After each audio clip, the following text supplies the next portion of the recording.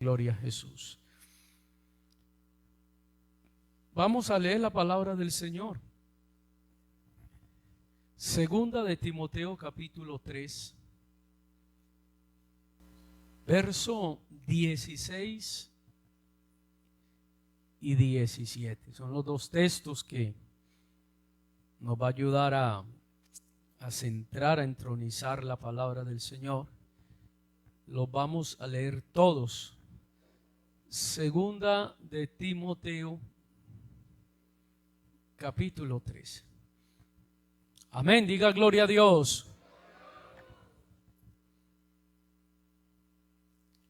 Leamos todos. Toda la escritura es y útil para enseñar, para redarguir, para corregir y para instruir en justicia, a fin de que el hombre de Dios sea perfecto, enteramente preparado para toda buena obra. ¿Ya hemos orado o no? ¿No hemos orado? Bueno, vamos a orar. Que Dios nos bendiga, amén. Que Dios nos inspire y nos dé una palabra conforme sea la verdad y la doctrina. Amén. Así que oremos. Iniciemos la oración en el nombre de Jesús. Soberano Dios, tú eres bueno, Señor. Aleluya. Para siempre es tu misericordia. Y tú eres nuestro Dios, Señor, nuestro ayudador. Y estamos en tus manos.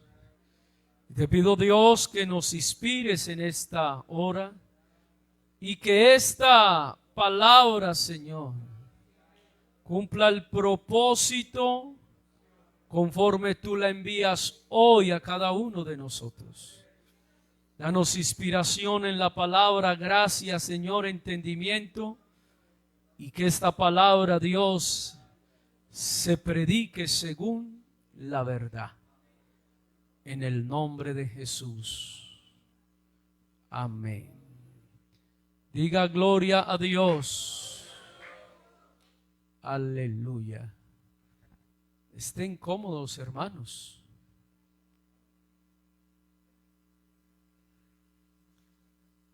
Gloria a Jesús. Diga gloria a Dios.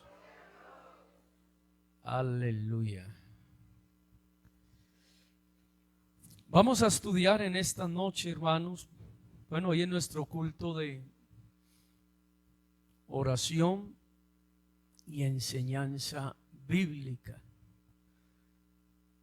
Y hemos leído un texto que toda escritura que es inspirada por Dios es útil primero para enseñar, ¿cierto? Lo segundo que hace la palabra, ¿qué es? Redarguir, o sea, exhorta. Lo tercero, corrige, o sea, establece una forma de vida nueva. Lo cuarto, instruye en justicia. El propósito a fin de que el hombre de Dios, es una expresión muy común del apóstol Pablo. Pablo dice: mas tú, hombre de Dios, sigue la justicia, la fe, la piedad y el amor con aquellos de corazón limpio que invocan el nombre del Señor. También hace referencia el apóstol: pelea la buena batalla de la fe, tu hombre de Dios. Echa mano de la vida eterna, a la cual fuiste llamado, habiendo hecho la buena profesión, o habiendo confesado delante de muchos testigos a Dios. Así que quiero en esta noche, hermanos, centrarnos para estudiar la palabra. Un tema que lo he titulado 5 grados de pecaminosidad. Y vamos a hablar un poco de eso. ¿Cuáles son los 5 tipos de personas que la Escritura presenta? Y cómo esas personas son responsables delante de Dios de su salvación. Hay que tener presente que la salvación en esta dispensación, o sea, en este periodo de tiempo en el cual Dios trata con el hombre, porque Dios ha tratado con el ser humano desde el principio, desde el momento que el hombre pecó. Dios ha establecido una forma de salvación, una forma de gobierno y una forma de relacionarse con el hombre. Esos periodos se conocen como dispensaciones.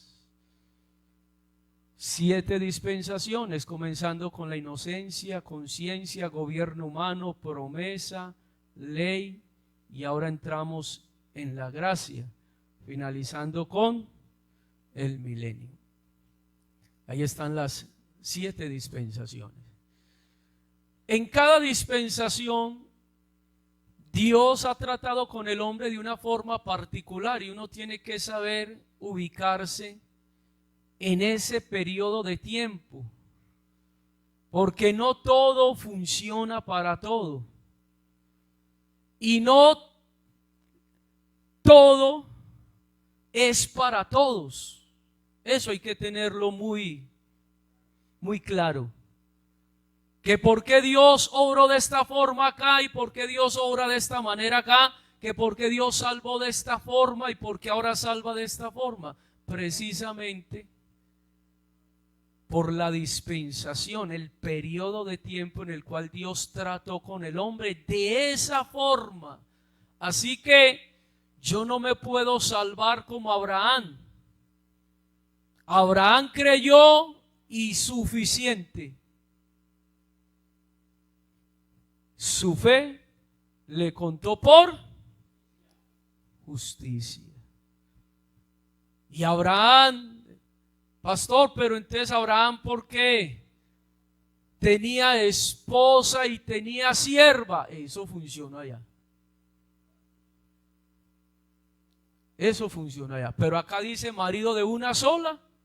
Entonces mire que es diferente. Pues yo no puedo decir, pero entonces Abraham era un adúltero. No. ¿Por qué Abraham no era un adúltero? Por una sencilla razón. Porque no había ley. Y donde no hay ley, no se inculpa de pecado. ¿Para qué vino la ley? Para dar a conocer ¿qué? El pecado. Por eso, cuando Pablo está diciendo que Dios sometió todo bajo la ley, porque abundó ¿qué? El pecado. La ley lo que hizo fue abundar ¿qué? El pecado para que sobreabundara. Esa es la razón. Yo no conocí la codicia, dice Pablo, si la ley no dijera ¿qué? No codiciarás. Yo no conocía el adulterio si la ley no dijera.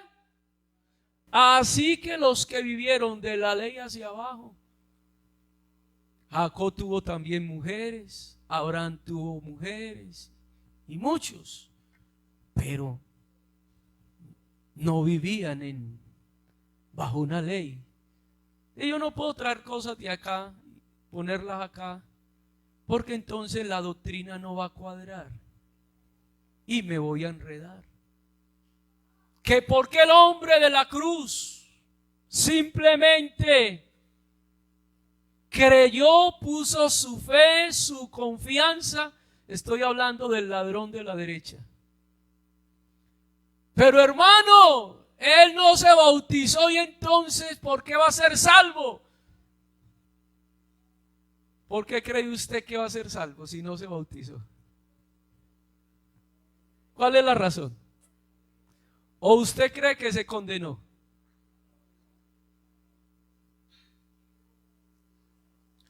Hay que tener presente algo. En la cruz se está dando una transición.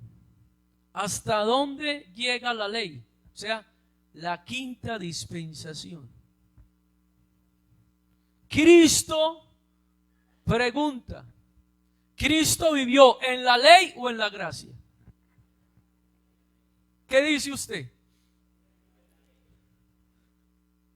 ¿En la ley o en la gracia? Tenga presente, amén, que Cristo nació bajo la ley. Bajo la ley. Lo que hace mención la palabra, que Él sacó la inmortalidad y la vida por medio del Evangelio, es porque con la muerte de Cristo, Hebreos capítulo 9. Leas Hebreos capítulo 9. Donde hay ley, es necesario que intervenga muerte del testador. Ahora, ¿quién es el testador, hermanos? ¿Quién dio la ley? ¿Quién la dio? Dios. ¿Cómo conocieron a Dios los antiguos? ¿Con qué nombre? Éxodo capítulo 3. Este es mi nombre y con él se me recuerda.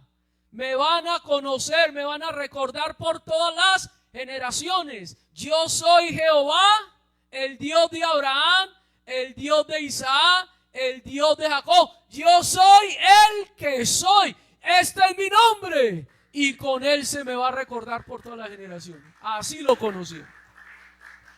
¿A quién se le reveló ese nombre? A Moisés. Tenga presente eso. A Moisés. Ese nombre no se le reveló a los patriarcas. Cuando hablamos de patriarcas nos referimos a los padres de la nación de Israel. ¿Quiénes son los padres de la nación de Israel? Abraham, Isaac y Jacob. Esos son los padres. Ellos no conocieron el nombre de Dios. Ellos adoraron a Dios. Abraham lo conoció como el omnipotente, ¿cierto? Así se le presentó Dios a Abraham. Yo soy el Dios todopoderoso, o sea, el omnipotente. Ande delante de mí, sea que perfecto. Ellos lo conocieron con el omnipotente, con el nombre del Chadat, que significa el pecho, o sea, el que nutre, el que alimenta, el que sustenta. Así lo conocieron. Pero ellos no. Jacob quiso conocer el nombre del Señor y Dios le dijo: ¿por qué preguntas por mi nombre que es admirable? Pero no lo conoció, porque admirable no es un nombre, admirable es un título, un pronombre, algo que determina o hace mención de un nombre, pero no es el nombre. Bueno, pero a Moisés sí. Éxodo capítulo 3, porque Moisés sí pregunta: bueno, yo me presento frente a los hijos de Israel, allí en la zarza ellos me dirán cuál es tu nombre para que te sirvamos. Y Dios le dijo: bueno, así dirás a los hijos de Israel: yo soy el que soy, amén, yo soy Jehová, el Dios de vuestros padres, Dios de Abraham, de Isaac y de Jacob, y este es mi nombre con el cual se me recordará por toda la generación. Moisés lo dio a conocer bajo el nombre que Dios reveló, porque tengamos presente que el nombre de Jehová, amén, es la revelación del nombre de Dios bajo una traducción de los rabinos, que para que tuviera una pronunciación, lo que conocemos como el tetragramatón, la YH, la WH, que no tiene pronunciación. Y como el hebreo antiguo, no el moderno, el hebreo antiguo carece de vocales, simplemente los rabinos, para darle una pronunciación, colocaron esas vocales para que tuviera una forma de pronunciarlo. Y ahí viene el nombre Jehová o Yahvé o Yahweh, que es la pronunciación del tetragramatón, o sea, las 4 letras del nombre divino de Dios. Digamos gloria a Dios. Ahora, Dios, hermanos, ha establecido la salvación a todos los hombres de una forma que particular. Es el hombre de la cruz, el ladrón que hacemos referencia de la derecha. ¿Por qué se salvó? La ley viene hasta Cristo. De donde hay muerte o donde hay testamento, es necesario que intervenga la muerte del testamento. Lo dio Dios. ¿Dónde lo dio Dios? En el Sinaí. ¿Dónde está eso? Éxodo capítulo 20. Ahí está. En el capítulo 20 se registra el decálogo y ahí comienzan las leyes. 3 grupos: mandamientos, ordenanzas y preceptos. Son los 3 grupos de la ley. Y hay ley para todo. Ley para la guerra, ley de sanidad, leyes para la familia, leyes agrarias, leyes morales, leyes de purificación, leyes para culto, leyes para el sacrificio. Todo ahí usted encuentra los 3 grupos, las leyes, a partir de Éxodo capítulo 20. ¿Qué ocurre? Como Dios dio la ley en el Sinaí, es lo que está diciendo el autor a los hebreos, es donde hay testamento. ¿Cuál testamento? La ley. Es necesario que intervenga la muerte del testador, o sea, el que hizo el testamento. Pues con la muerte el testamento se confirma, pues no es válido entre tanto que el testador ¿qué? Vive. Así que Cristo, para sacar un nuevo testamento, para Dios abolir el antiguo pacto, Él tuvo que morir. Por eso, hermano, Dios no envió otro. Dios se manifestó en carne. ¿Para qué? Para que ese antiguo pacto fuera abolido con su muerte y sacar un nuevo pacto, que es en el que estamos, la gracia de Dios, con otras condiciones. Porque la ley establece unas condiciones, la gracia establece otras. Amén. La ley dice, es el que hiciera esto va a vivir, y punto. Y la gracia dice, la fe, amén, no por obras, ya me establece una forma diferente. El culto de la ley es nacional. Y la salvación en la ley es colectiva. Es en el pueblo. En la ley sí funciona lo colectivo. Pero en la gracia no es lo colectivo. Ya aquí no nos salvamos como pueblo, mientras que Israel sí. Nosotros aquí nos salvamos es individual. Ya es diferente eso. Así que el ladrón de la cruz se salvó no por la gracia y tampoco salvó por la ley. ¿Cómo así? Sí, Señor. Aunque escuche lo que le voy a decir, en todas las dispensaciones hasta la ley siempre hubo gracia. Todas han tenido gracia. ¿Usted por qué cree que David fue perdonado? ¿Por la ley o por gracia? ¿Qué merecía David? El profeta le dijo la sentencia. Porque David, mire, él hace un silogismo, o sea, una conclusión bajo lo que él escucha del profeta, porque él es el rey. Y el rey es, entre otras cosas, el gobernante y el que hace justicia entre pleitos. Esa era una función del rey, entre otras. Y viene Natán y le dice a David una parábola. Y David conocía muy bien ese género, porque David era compositor, y la forma como David escribe una cantidad de salmos es en forma de poesía, de alegorías. Usa mucho el simit. Así que Natán, como David conocía todo ese género literario, le compone también una a él. Un hombre, mi Señor, ¿qué piensa de esto? Y David está ahí como rey, va a juzgar. Así como lo hizo una vez su hijo Salomón, cuando le trajeron un niño y dos mujeres reclamaban que era ¿qué? Y estaba esa corte allá llena de gente, hermano, todos escuchando, porque el rey se sentaba, venían y le traían los problemas, y el rey decía qué debía de hacer o no la gente, porque era la función del rey. Y a Salomón le dicen: vea, este niño es mío, mi señor. Esta mujer se descuidó y dejó morir el de ella, y ella alega que es su hijo, pero es el mío. Y la otra mujer decía: mentiras, al contrario, es el mío. Esta mujer por descuido dejó morir su hijo y ahora quiere tomar el mío. ¿Qué problema? Y al parecer como que el muchacho no le parecía a ninguna de las dos. ¿Sí o no? Y Salomón miraba al muchacho y las miraba a ellas. Está difícil la cosa. Y cada una decía lo mismo, pero a Salomón se le ocurrió con su sabiduría: venga, hágame el favor. Y llamó uno de los soldados: saque la espada y pártalo a la mitad. Y como las dos le están reclamando, la mitad para uno y la mitad para otro, para la otra. Eso era como lo justo en términos humanos. Si reclaman un niño y es de los dos, pues miti miti, y se acabó el problema.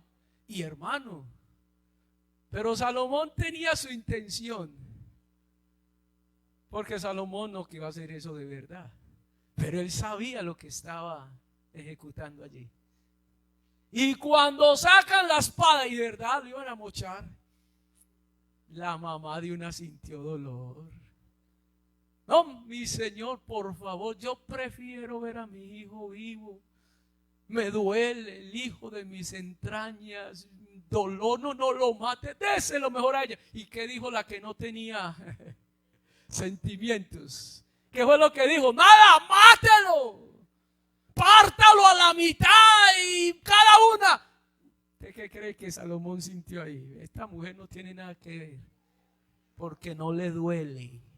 Esta le dolió, porque ¿a quién no le va a doler un hijo, hermanos? Quítenlo y désenlo a, y se acabó el problema. Diga gloria a Dios. Así que Natán viene y le dice a David: vea, David, un hombre tenía una sola oveja, pero había otro que tenía muchas ovejas en su corral.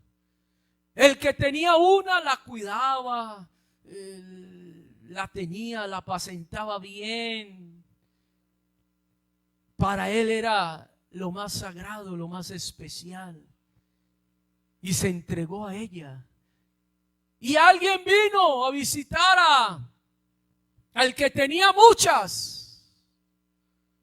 Y claro, hay que atender al amigo, así que él, en vez de tomar de su rebaño una oveja para poder atender a ese invitado, a ese amigo que le llega, toma la única que tenía aquel hombre y la sacrifica y la mata para darle de comer a su amigo que lo ha visitado. David, ¿usted qué piensa de esto? ¿Usted qué pensaría de eso? Si usted fuera David, yo creo que todos concluimos lo mismo. Ese hombre es injusto. ¿Por qué roba la única que tiene si no tiene más sustento, teniendo él tantas? ¿Por qué no toma una de él? Pues David se puso en pie y dijo: ese hombre no merece vivir. Ese hombre es un miserable, ese hombre es un avaro, ese hombre es un perverso. Ese hombre hay que matarlo. ¿Sabe qué le dice Jonatán? David, ese hombre es usted. Usted se imagina, hermanos, David se sintió descubierto, porque usted sabía que Urías solamente tenía una mujer, y usted mandó a matar a Urías para quedarse con su mujer, y usted aquí en el palacio tiene muchas. ¿Por qué le mató la única que tenía Urías? ¿Por qué lo mandó a matar? Pero tranquilo, David, esa es la sentencia, pero Dios ha expiado tú. Esa es la gracia. Porque ¿sabe qué merecía David? Lo que él mismo dijo. Si ve que en la ley había gracia, porque por la ley David debía de haber sido apedreado, no es que él cometió adulterio. Y la ley ordena que los adúlteros deben de morir como. ¿No ve que a Jesús le hallaron una mujer en el acto del adulterio y le iban a apedrear? Pues David tenía que tomar ese lugar. Pero David también se encontró con la gracia de Dios, que le dijo: ni yo te condeno. Esa es la gracia de Dios, hermanos. Porque hay una gracia grande que restaura y perdona. Pero todo tiene un lugar. Y hay una forma de Dios tratar con todos. Que trató con David así, sí. Porque hubo otros que hicieron lo mismo que David y Dios no los perdonó. Ay, entonces Dios es injusto. No es que Dios sea injusto. No. Dios tiene misericordia del que quiera tener misericordia y se compadece del que se quiera compadecer. El asunto es que otros hicieron lo mismo, pero no fueron humildes. David reconoció: contra ti he pecado y he hecho lo malo delante de tus ojos, para que sea reconocido justo, justo. Por eso ten piedad de mí, oh Dios, conforme a la multitud de ¿qué? Si ve que acude a la misericordia. Conforme a la multitud, a la grandeza de tu gracia, de tu misericordia, de tus piedades. ¿Borra qué? Mis rebeliones. Diga gloria a Dios. La Escritura, hermanos, entonces nos presenta 5 grados de pecaminosidad. Vamos a tratar de desarrollarlo hasta donde sea posible. Primer grupo de personas que nos presenta la palabra de Dios es el pecador. ¿Qué es pecar? Vamos a definir ese término. La doctrina de amartiología, o sea, la doctrina del pecado. Básicamente, definiendo amartiología, significa errar al blanco, así. Eso es pecar. Errar al blanco. Es la transgresión o la desobediencia a la norma o a la moral de Dios. Porque quien establece lo bueno y lo malo no puede ser el hombre. Dios. Quien establece que es pecado es Dios. Por eso vino la ley, para mostrar el pecado, para decirle al hombre: la mentira es pecado. El que mintió por allá, Abraham mintió por allá. Pero es que la mentira que hizo Abraham allá no es la mentira que establece la ley. Porque aunque Abraham no dijo lo correcto, Abraham, si vamos bajo lo establecido en la dispensación, Abraham no era ningún mentiroso. Lo que le faltó allá fue fe, pero no fue mentira. Pastor, ¿cómo así? Sí, Señor, porque Abraham no conoció la mentira. Porque donde no hay ley, ¿por qué viene la mentira? Porque Éxodo 20 dice: no mentirás. Ah, ya se estableció. Pero Abraham nunca escuchó esa palabra. Así que donde no hay pecado no se inculpa. ¿Qué falló en Abraham? La confianza en Dios. Y él, aunque dijo algo que no era correcto, no fue mentira. porque no está en esta dispensación.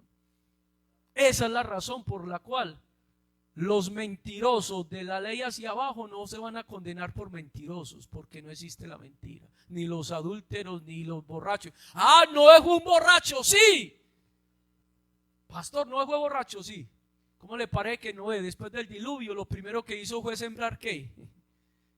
Viñedos. ¿Para qué? Eso no era porque esa matica era muy bonita.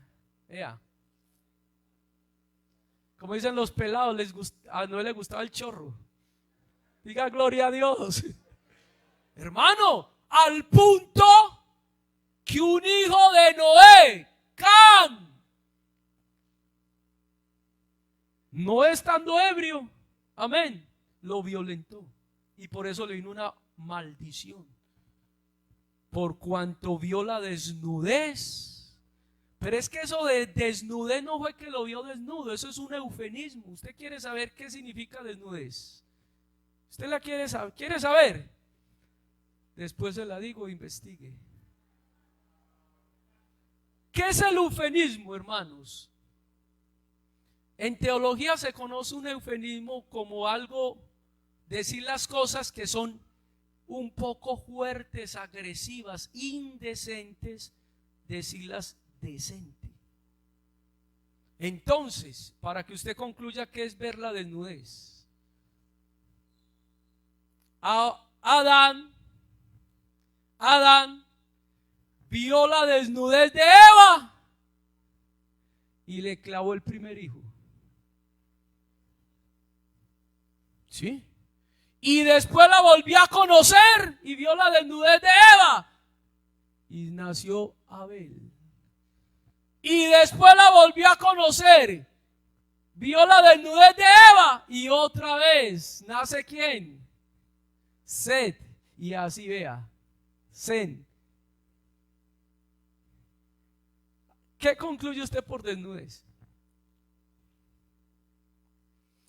La palabra desnudez dentro del eufemismo, claro que Adán no violentó a Eva, la desnudez era violentar a alguien sexualmente. Esa era la desnudez.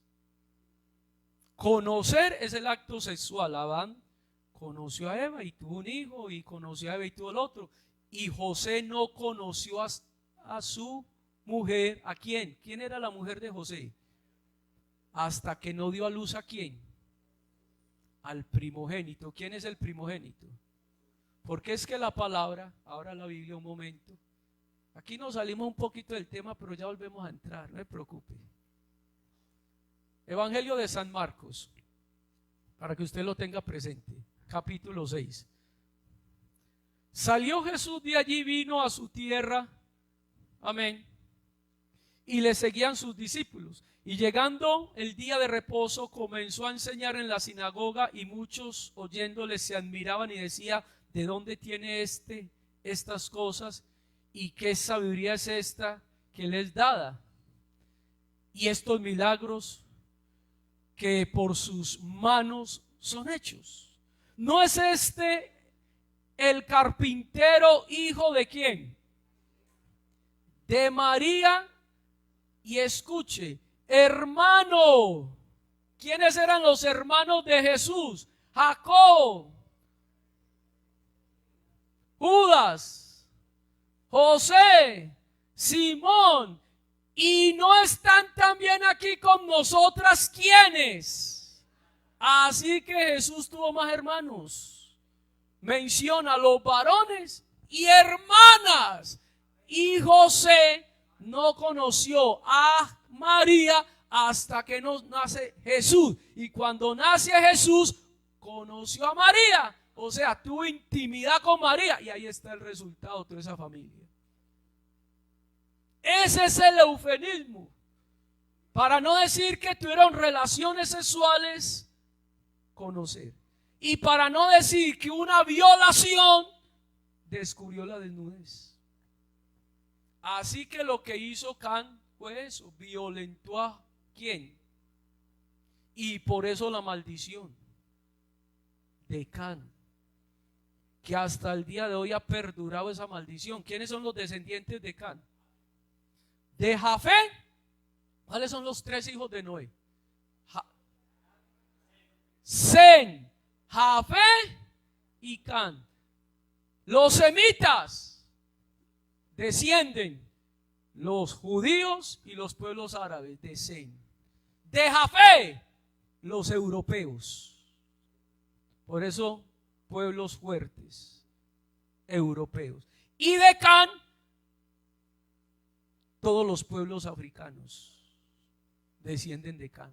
Y la maldición le recayó ¿a quién? Bueno, ya ve usted por qué continente es tan alejado de Dios y todas esas cosas. Diga gloria al Señor. Ahí están los 3 descendientes de los 3 hijos de.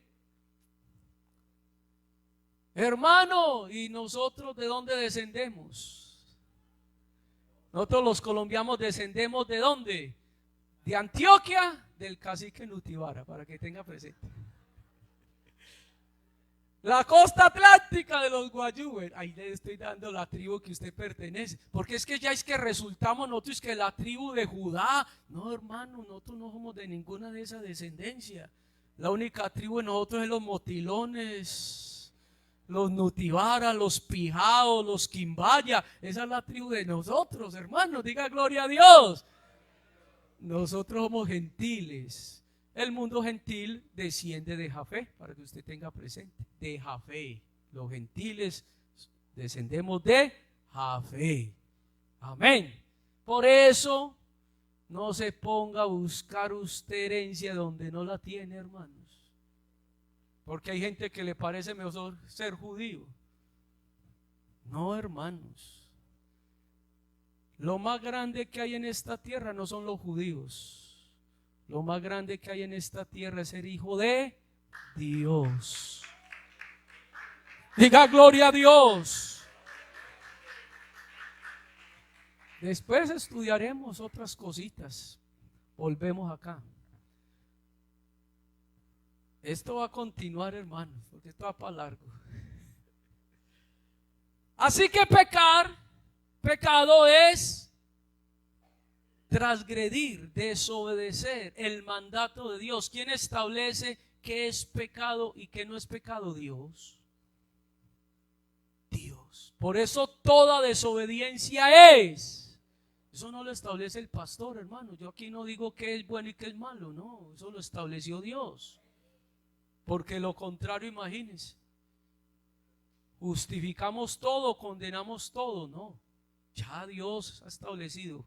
Esto es bueno y esto es malo. Gloria al nombre de Jesús. Por eso hay un solo Dios, hermano, entre otras cosas. Para poder que cuadre la doctrina del pecado tiene que haber un solo Dios. Y le voy a dar una razón. Hay un libro que se llama Los diálogos de Platón. En los diálogos del Platón, el discípulo le pregunta a Platón: maestro, ¿qué es el bien y qué es el mal? Escuche esto, que a uno le parece eso muy sencillo, pero tenía razón por la cual le hacen la pregunta a Platón. ¿Qué es el bien y qué es el mal? Entonces se llega a la conclusión que para discernir el bien y el mal tiene que haber un solo Dios. ¿Por qué? Porque hay dioses de la guerra y dioses de la paz. Hay dioses del amor y dioses del odio. Hay dioses que le gusta una cosa y hay otro que le gusta otra. Entonces, ¿qué es el bien? Al Dios de la guerra, ¿qué es el bien? La muerte, el asesino, porque ese es el Dios de la guerra. Entonces, no le va a gustar la paz. Te va a dar una confusión. ¿Cómo se va a establecer qué es bueno y qué es malo si hay tantas divinidades y tantos dioses? Porque para agradar a cada uno va a querer, de acuerdo a lo que él es y le gusta, agradarlo de esta forma o de esta forma. Entonces se llega a la conclusión que para existir el bien y el mal, lo santo y el pecado, tiene que haber un solo Dios para establecer qué es bueno y qué es malo. Por eso Dios es uno y uno es. Esa es la conclusión. Dios ha dicho: esto es. Y el que quiera ser salvo, haga esto. Y el que no, pues verá después la arreglamos. Entonces, toda desobediencia es pecado, toda transgresión es pecado. ¿Por qué pecó Adán y Eva? Porque desobedecieron el mandato de Dios, con lo que haya sido, con la fruta que sea. Dios les dijo, vea, esto es mío y no lo toquen. Cuando Dios establece algo, así es, hermanos. No se ponga usted a razonar sobre una cantidad de cosas. No, así es, así es. Por eso usted escucha una expresión en el antiguo pacto que dice, así ha dicho ya. Porque Dios dice, porque yo lo digo, vea, así ha dicho Jehová, así es, el hombre que te obedezca. ¿Quién lo dijo? Así ha dicho Jehová. Ah, bueno, si lo dijo Dios, listo. Así ha dicho Jehová. ¿Y qué dijo Jesús? De cierto te digo. O sea, así es y así es. Eso significa esa palabra. Así es. ¿Y qué significa amén? Así es. Así es, amén, así es. Me voy a poner a discutir yo con Dios. ¿Podrá el barro decirle al alfarero, ¿por qué me hiciste así? ¿Por qué así? No, hermano, así dijo Dios. Así dijo Dios. ¿Qué hago yo? Creer y obedecer. El pecador es el primer grupo de personas que presenta la palabra de Dios, que es el que transgrede, el que pasa por alto, el que hace las cosas.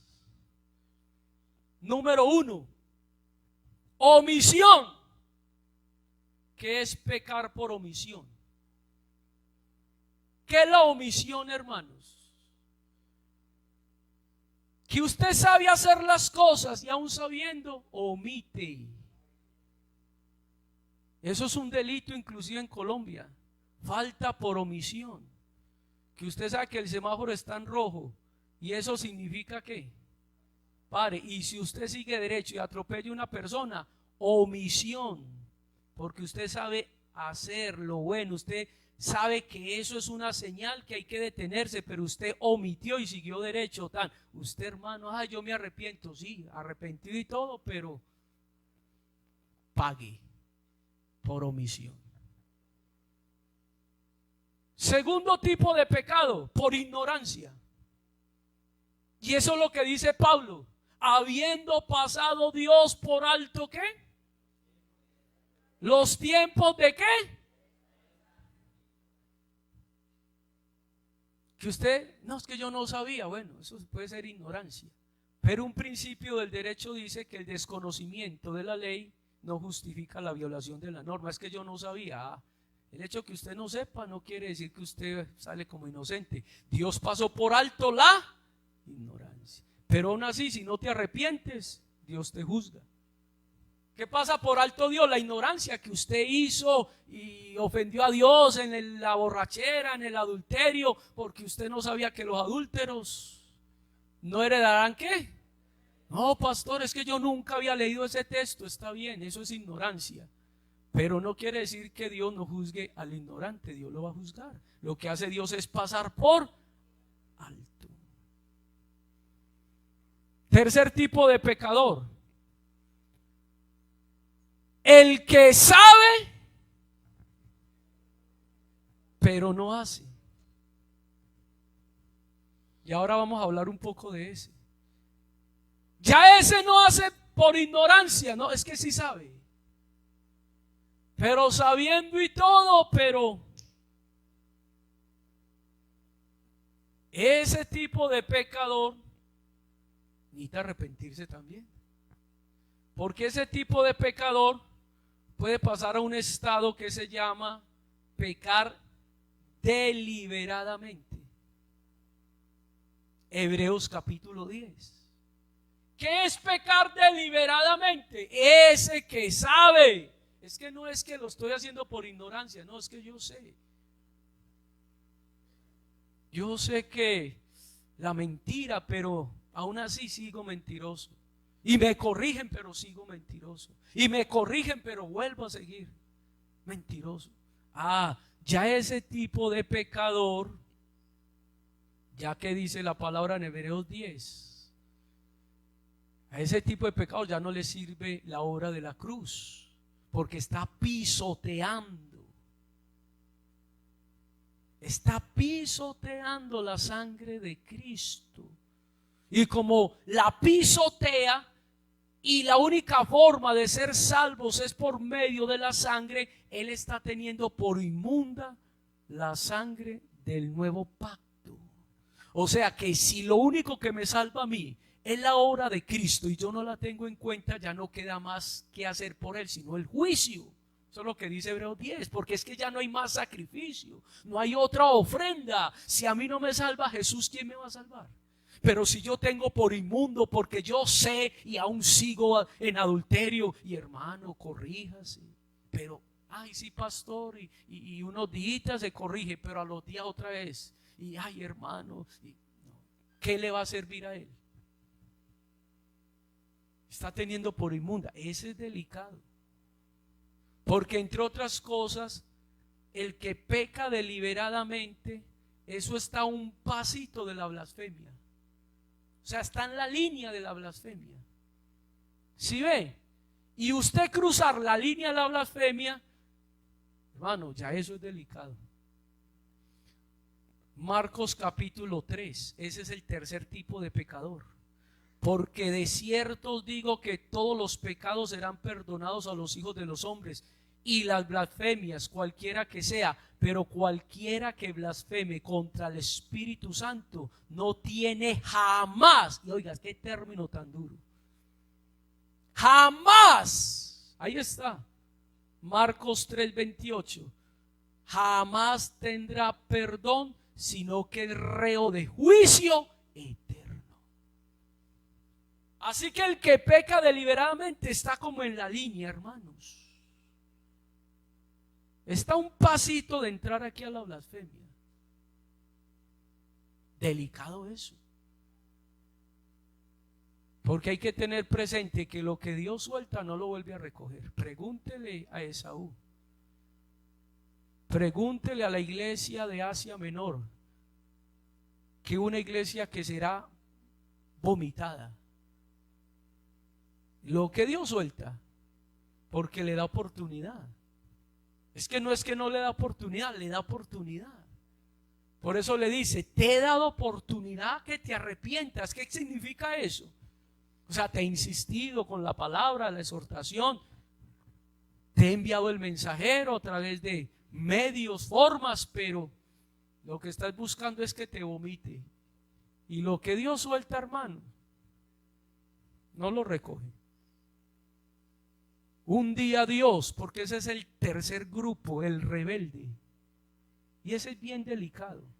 Entonces tenemos primero el pecador, que es el que no conoce a Dios, el hombre natural, el hombre carnal, que creo que todos nosotros fuimos pecadores, pero Dios tuvo misericordia. Pero entrar uno a la parte de blasfemio o rebelde es delicado. Le voy a decir por qué. Porque el blasfemo, uno puede incurrir en la blasfemia de muchas formas. Una de las más conocidas es la apostasía.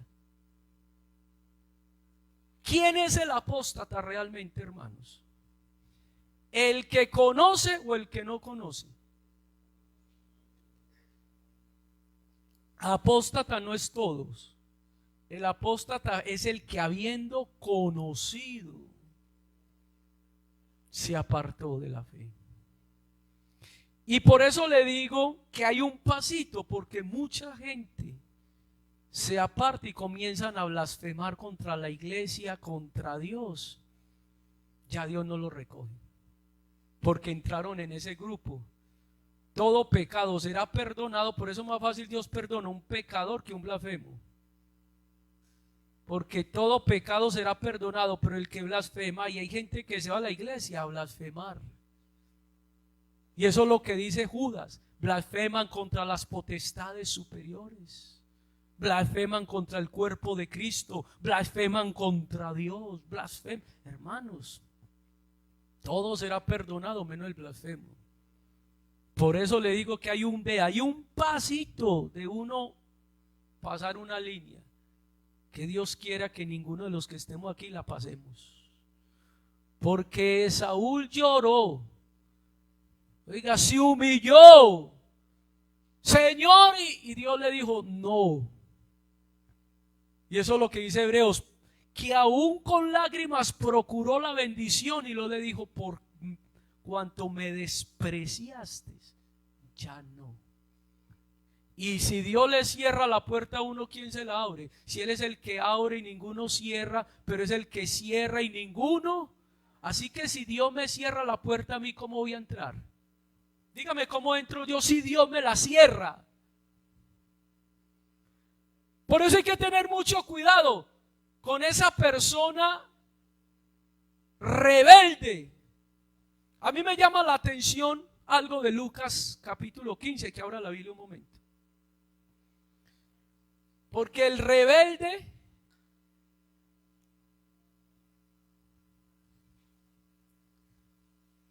queda en una línea donde también está, porque es que hay varios tipos de rebeldía. ¿Sabe que la palabra de Dios dice en Hebreos 2:16? Vea, Dios le cerró la puerta a Satanás por rebelde y no se la volvió a abrir. Eso es lo que dice Hebreos 2:16. Miren lo delicado de la rebeldía. Satanás se rebeló y Hebreos 2:16 dice, y no socorrió a los ángeles por el pecado de la rebeldía. Lo expulsó. Aunque el diablo pudo haber hecho en algún momento recapacitar y decir, uy, la embarramos, volvamos, ya Dios le dijo no, porque no socorrió a los ángeles por la rebeldía. Hebreos 2:16. Y a mí me llama la atención algo y vamos a analizarlo, porque por eso estamos estudiando la palabra. Y yo aprendí algo de un profesor de teología. En clase me decía, usted puede creer lo que usted quiera creer, pero demuéstrelo con la palabra. Porque si usted se sale a la palabra, esos son fundamentos de hombres. Pero si está en la palabra, eso lo dijo Dios. Abra la Biblia un momento en Lucas 15.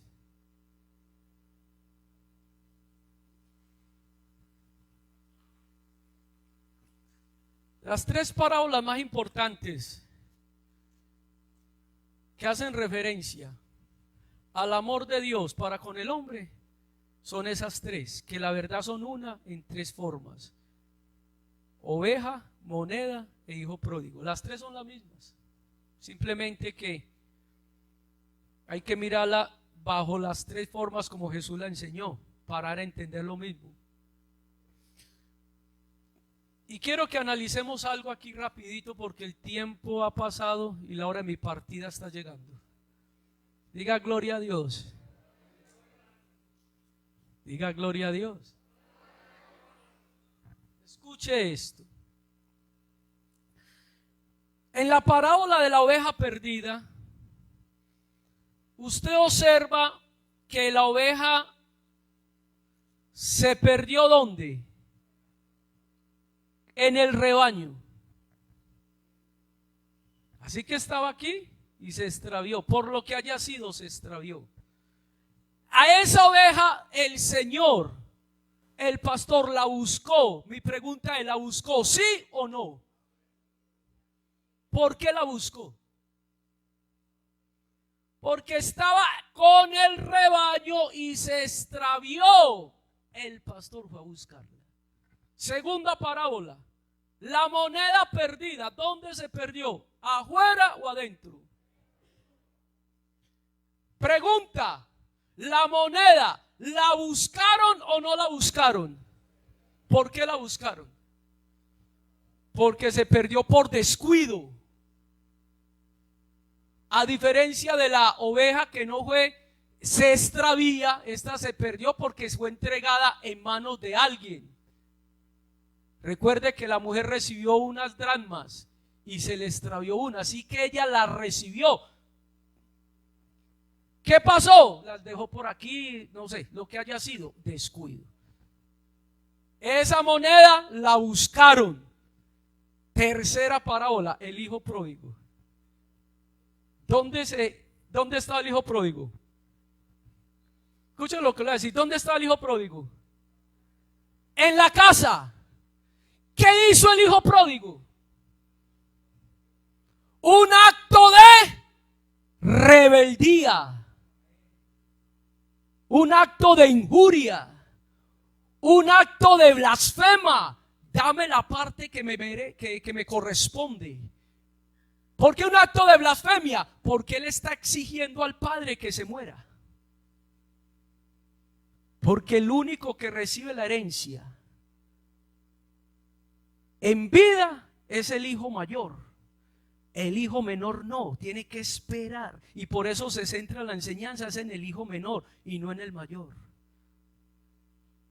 Lo segundo que usted analiza ahí es que este hombre, al decirle al padre, dame la herencia, blasfemó contra el padre. Lo está ofendiendo. Y en un acto de rebeldía se fue. ¿Se fue o no se fue? Pregunta, ¿el padre lo buscó, sí o no? Concluya. ¿Quién regresó? Él. El hijo rebelde no se busca. Porque el que se va por rebeldía se va a blasfemar, a mutilar el cuerpo, a hacerle daño al cuerpo. Usted visite un rebelde. ¿Y cuál es la expresión de un rebelde? Todos son malos menos él. Contamina y daña. Daña, por eso ahí el padre no buscó al rebelde. Si él se arrepiente, yo lo recibo. Y por eso el hijo dijo, iré. ¿Sí ve? ¿Quién regresó? ¿Por qué el padre no va a buscarlo entonces? Como si fue a buscar la oveja y como si buscaron la moneda.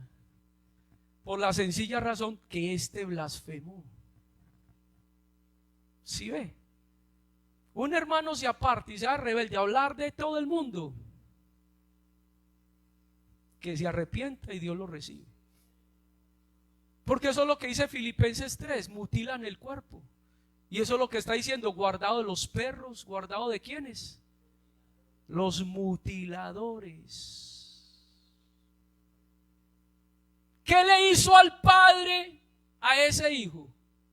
¿Qué le hizo el padre a ese hijo? ¿Qué le hizo? Nada. ¿O le hizo algo? O sea, ¿cuál fue el motivo?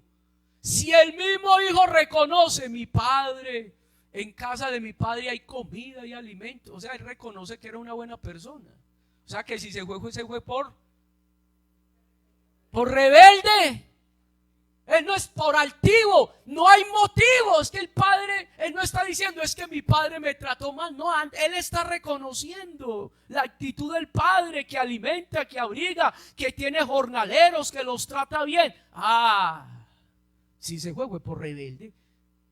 ¿Qué le faltaba a Lucero a la mañana en el cielo, hermanos? Entonces, ¿por qué le formó esa rebelión a Dios? Si es que le iba bien. Ezequiel 28 y Isaías 14 no fue creado como el sello de la perfección de Dios. No fue creado bien. Le fue entregado, amén, los tamborines, o sea, la alabanza, la música. O sea, Dios lo trató bien, pero este desagradecido le iba a dar que golpe de estado. Y por eso Dios mismo, hasta luego. Y por eso no lo socorrió. No es que no lo socorrió, por rebelde. Entonces mire que estar uno aquí está un pasito, pero uno tiene que ser cuidadoso. No tiene que ser cuidadoso, hermanos, con las cosas de Dios. Blasfemos y rebeldes están ahí, hermano, en la línea. Porque a eso no les sirve nada, todos son malos. Allá no hay amor. Allá no hay amor. Hay que tener mucho cuidado con esas cosas. Y está el último, que es el impío. Entonces, número 1, pecador. Número 2, rebelde. Número 3, blasfemo. Número 4, el que peca deliberadamente. Y número 5, el impío. ¿Quién es el impío? ¿Cómo puedo yo llegar a ser impío? El pecador, el que no conoce. ¿Sí o no? El rebelde, pues yo no me puedo rebelar si no estoy bajo una autoridad, una sujeción. ¿Cierto que sí? Si yo no soy creyente, yo no soy rebelde, soy pecador. Pero si soy creyente, soy rebelde. Si yo no conozco de Dios de nada, pues seguramente me vuelvo blasfemo, como Pablo, habiendo sido yo ¿qué? Blasfemo. Pero lo hice por ignorancia. Pero es que ya uno blasfemar conociendo, ya es rebelde. Y si ya conozco, es que el asunto es que yo ya sé. El impío es la persona que conoce lo bueno, pero tiene actos poco piadosos. Por eso se vuelve impío, impiedad. O sea, el santo que por omisión, porque sabe, tiene actos de impiedad. Ezequiel 18 y termino. Mas si el impío se apartare de todos sus pecados que hizo y guardare todos mis estatutos, hiciere según lo derecho de la justicia, de cierto vivirá y no morirá. Todas las transgresiones que cometió no le serán contadas en su justicia, va a vivir. ¿Quiero yo pues la muerte del impío? Dice Jehová el Señor. No, si se aparta de sus caminos va a vivir. Pero escuche, mas si el justo se apartare de su justicia y cometiere maldad e hiciere conforme a las abominaciones del impío, vivirá él. En ninguna manera la justicia que hizo no le será tenida ¿qué? Si ve que yo puedo ser justo, pero hago lo malo, me convierto impío, no me va a tener en cuenta Dios la justicia que hice. Con Dios es el hoy. El hoy. El que hizo lo malo se arrepiente, Dios le borra todo. Y el que hizo lo bueno y vuelve a la impiedad, también Dios le borra todo. Esto es hoy. Y por eso, hermano, hay que tener cuidado en el hoy. En el hoy. ¿Cómo vivo el hoy? Porque en el hoy es que Cristo viene. Ya no vino ayer, viene es el hoy. Yo vivo es el hoy. Yo no puedo ir del recuerdo. Es que ayer, sí Señor, ayer. Pero yo lo que quedó, ciertamente olvidando lo que quedó, me extiendo a lo que está por delante.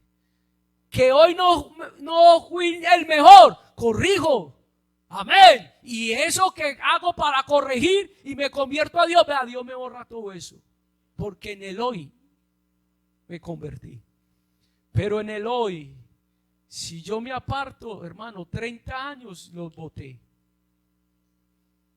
Yo no puedo llegar ante el Señor, Señor, pero es que yo me bauticé en 1990, más de 30 años caminando. Sí, mijo, ¿qué vamos a hacer? Pero ese historial no se acumula. Por eso los últimos, si este se arrepiente hoy y viene el Señor, se va limpiecito.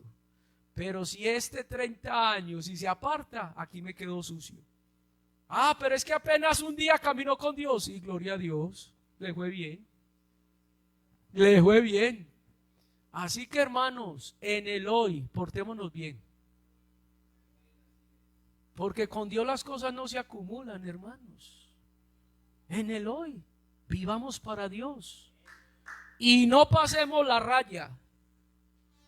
Porque es que, hermano, uno entre lo bueno y lo malo hay un paso. Y usted pasa esa raya, olvídese. Perdió. Pero acá necesitamos el que persevere hasta el fin será